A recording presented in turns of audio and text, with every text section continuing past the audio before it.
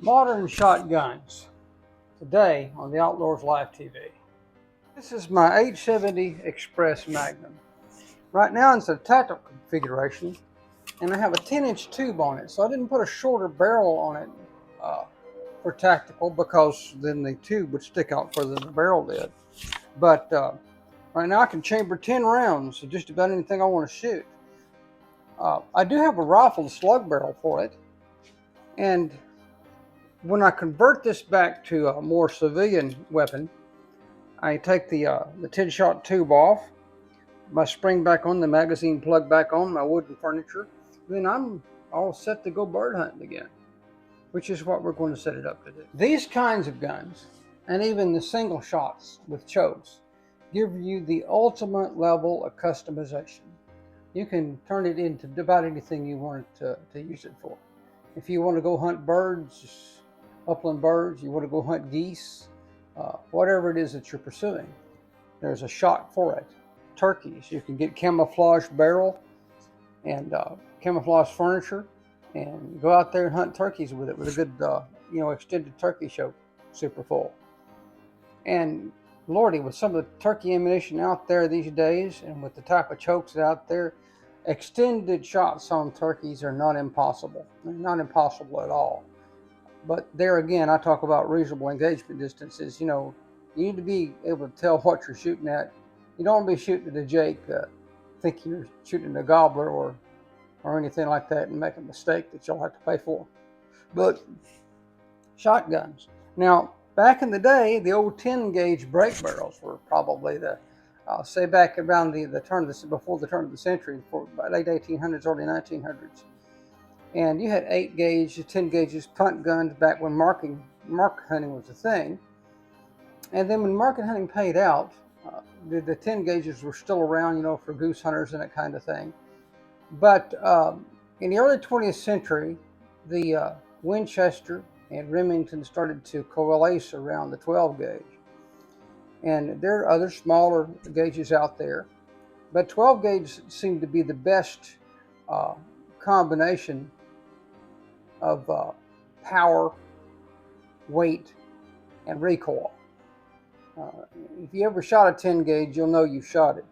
But when smokeless powders came around, it turned out that the 12 gauge could compete very well with the 10 gauge, not beat you into the ground as much and destroy your shoulder. So a lot of people went to using the 12 gauges. There are people who still goose hunt with 10 gauges, and they're good guns.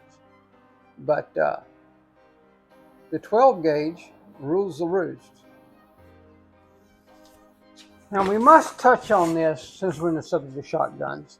Pneumatic shotguns. I say pneumatic, which meaning air, and there are a few of them made. There was a fellow from North Texas, Cumbie, Texas, that used to make an excellent 20 gauge PCP shotgun. And there are some other offerings out there on the markets these days. But one of the first to do the shotgun thing was, of all people, Crosman. And this is a Crosman Trapmaster 1100.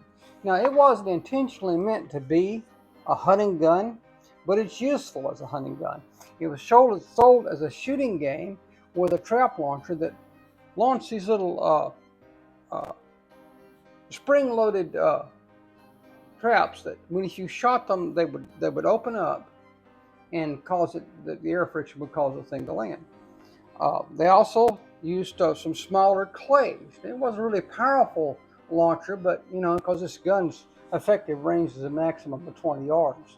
But if you can shoot trap with this gun, and that's what it was meant to do, was to train young people to wing shoot. If you can shoot trap with this gun, you can shoot with any shotgun there is, and it's still a very good little gun.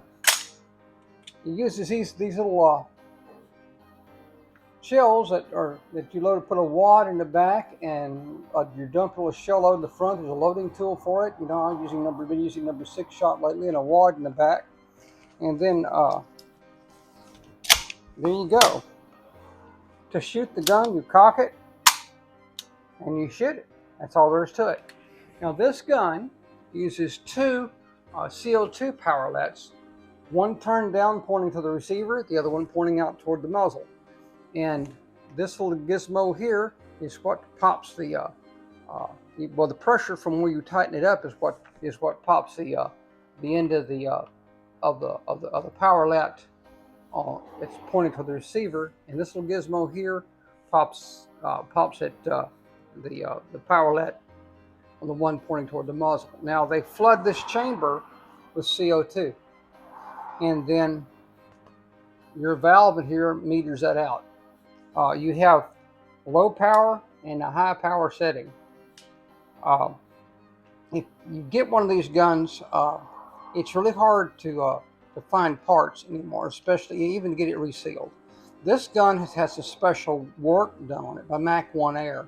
And Tim, I'm going to give you a plug for this one, even though I know you're busy and these guns are hard to fool with. But if you get one of these, Tim's the maestro as far as tuning one of these guns up for you.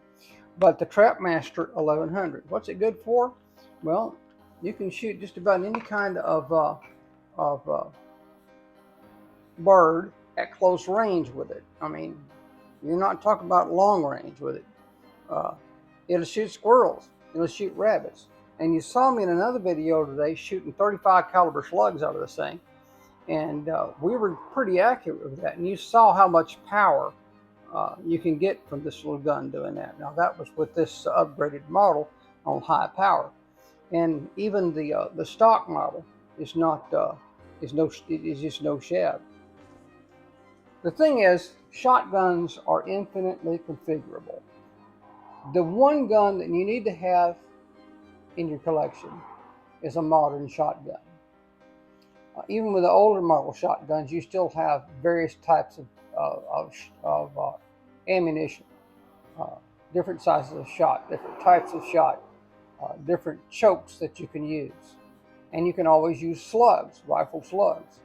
The Brennicky slugs are probably the best of those if you can get them. But yes, shotguns, they're the most versatile weapon there is. You can use them for home defense, you can use them to hunt with, you can hunt birds with them, you can hunt turkeys with them. Shotguns. On the subject of versatility, I have to touch on single shot platforms, in this case specifically the Thompson Center single shot platforms.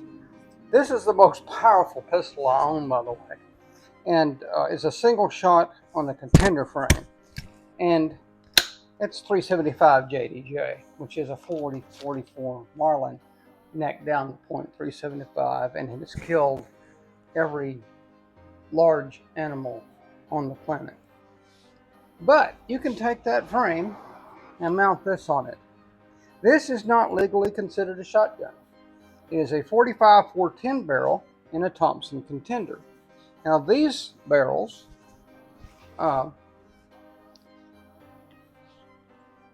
were designed as a 45 Colt that could chamber and fire 410 shells. The problem is the rifling scatters that shot all over creation. So Thompson invented this little choke that goes on the end of it, called a wad stopper choke. And what it will do, it will stop the spin of that wad because it has straight rifling that goes most of the way down the choke. Now, if you're going to shoot a 45 caliber slug, you got to take that, or a 410 slug, you have to take that choke out for obvious reasons. You'll mess that choke up, maybe have the thing blow up in your face. But the difference is between the Thompson and other types of 45 410s, this thing actually works. I mean, it has decent accuracy out to 50 yards with a 45 Colt. And as a shotgun, this thing will shoot a full pattern, because it's a full choke, at 20 yards. You can get every shot in a 16-inch circle. A dandy little combination. Or you can change that barrel out and go to something like this 28 gauge barrel. Now this is a fixed choke. It has a 28 gauge. It's an 18-inch barrel. So whenever you get this thing, it's a very shallow rifling in it, so it's a straight rifle, so you can use it as a pistol or a shotgun. But once you this thing here patterns really well with 28 gauge shot. I haven't tried any slugs in it. That's coming, so I don't expect the slugs to do so well in it, but we're going to find out, you know. So anyway, these are your guns right here. I think a 28 gauge ball will probably be pretty good in that one. But the thing is, you're getting into hunting. You're not relegated to one thing. Shotguns, modern shotguns gives you a multitude of options in whatever platform that you're using.